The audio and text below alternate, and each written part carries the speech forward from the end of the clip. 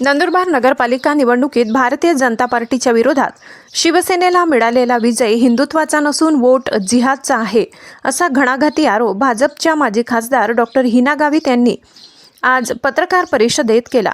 भाजपाचा विजय होणार असे लक्षात घेऊन भाजपला रोखण्यासाठीच शिवसेनेचे नेते चंद्रकांत रघुवंशी यांनी MIM सारख्या कट्टर पक्षासोबत छुपी हात मिळवणी केली आहे, असेही त्यांनी पत्रकार परिषदेत सांगितले।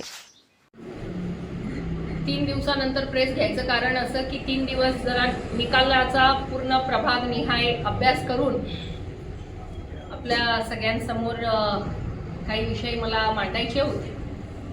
सर्वप्रथम तर आमचे 8 नगरसेवक जे निवडून आले भारतीय जनता पार्टीचे आणि बाकीचे फार थोड्या फरकाने, जवळजवळ आमचे 7 ते 8 नगरसेवक हे 200 ते 250च्याच फरकाने त्यांचा पराभव झाला। तर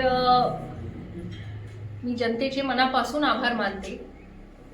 आमच्या पक्षाच्या कार्यकर्त्यांचंही मी या ठिकाणी विशेष करून अभिनंदन करेन। अगदी कमी वेळामध्ये मी तर सांगेन 12 दिवसामध्ये एवढं मोठं निवडणुकीचं हे जे युद्ध आहे, हे लढाईचं काम आमच्या या सर्व सैनिकांनी फील्डवर केलं।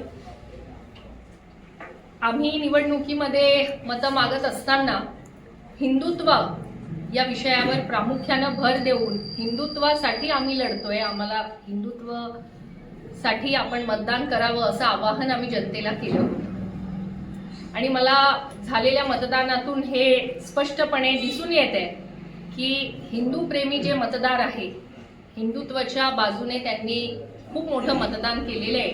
जवळजवळ 30,531 मतं अविनाश भाऊंना मिळाली आहे आणि जे रत्ना रघुवंशी ज्या निवडून आल्या शिवसेनेच्या चिन्हावर, त्या वोट जिहाद याच्यामुळे निवडून आलेल्या आहे।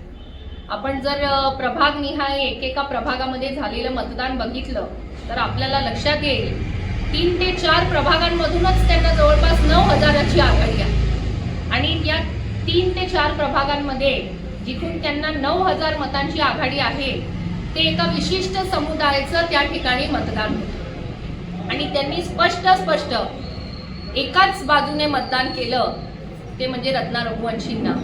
आणि 2 प्रभाग तर असे होते, म्हणजे नंदुरबारकरांसाठी तर मी म्हणेन की आपल्या सगळ्यांना हा निकाल खरा अभ्यास करण्यासारखा आहे की नंदुरबार शहरामध्ये पहिल्यांदा MIM सारख्या पक्षाचे 4 नगरसेवक जर निवडून येत असतील आणि नंदुरबार शहराच्या रस्त्यांवर हिरव्या रंगाचा जर गुलाल दिसत असेल तर आपण सगळ्यांनीच खरं म्हणजे सतर्क होण्याची गरज आहे।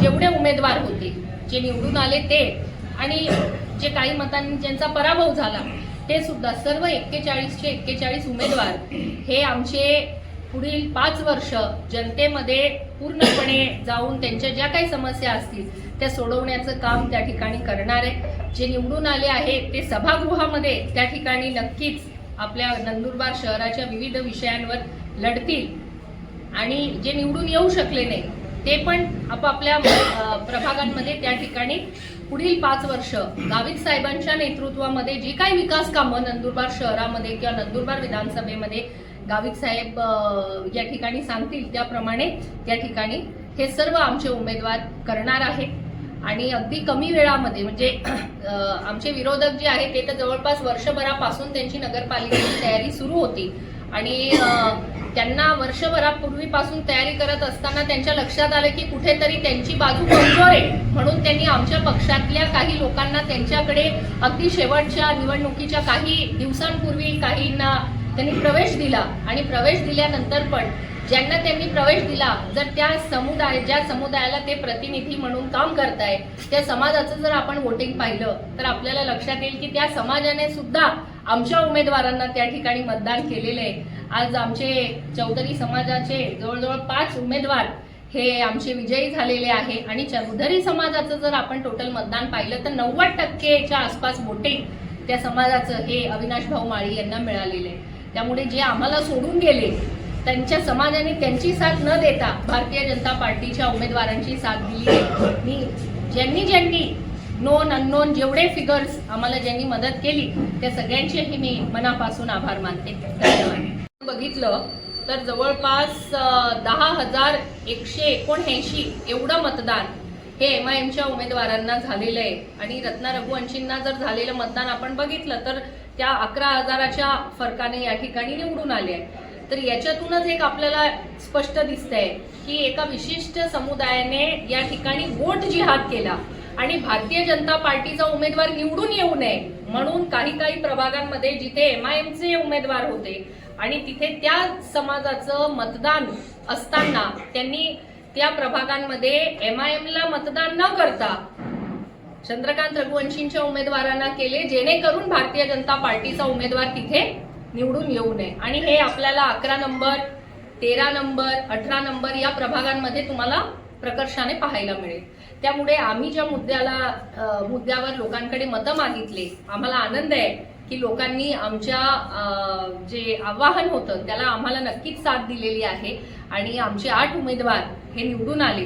आमचे विरोधक सांगायचे यांना उमेदवार भेटणार नाही, यांना बूथवर माणसं भेटणार नाही. त्या ठिकाणी आमचे आज 8 नगरसेवक निवडून येत आहे. 8 उमेदवार आमचे अगदी कमी फरकाने या ठिकाणी पराभूत होतात. श्याम बापू फक्त 30 मतांनी त्यांचा पराभव झालाय. त्यामुळे आपण जर बघितलं ओव्हरऑल तर नंदुरबार शहराने या ठिकाणी नक्कीच परिवर्तनाचं ठरवलं होतं आणि ते मतदानातून दिसतं पण आहे. पण एका विशिष्ट समुदायाने भारतीय जनता पार्टीला आणि हिंदुत्वाला रोखण्यासाठी वोट जिहाद केला आणि त्यामुळे त्यांनी एकीचकडे मतदान त्यांनी केलं आणि रत्ना रघुवंशी त्या ठिकाणी निवडून आल्या. त्यामुळे मी या ठिकाणी आपल्या सगळ्यांना सांगू इच्छिते की हा जो विजय ते लोक मनवत आहेत, चंद्रकांत रघुवंशी किंवा रत्ना रघुवंशी, हा त्यांचा विजय नसून हा वोट जिहादचा विजय आहे. आपण हिंदुत्वासाठी लढत होतो, हिंदुत्वासाठी आपण मतं मागत होतो आणि हिंदू वोटर्सनी आम्हाला मोठं मताधिक्य या ठिकाणी दिलेलं आहे.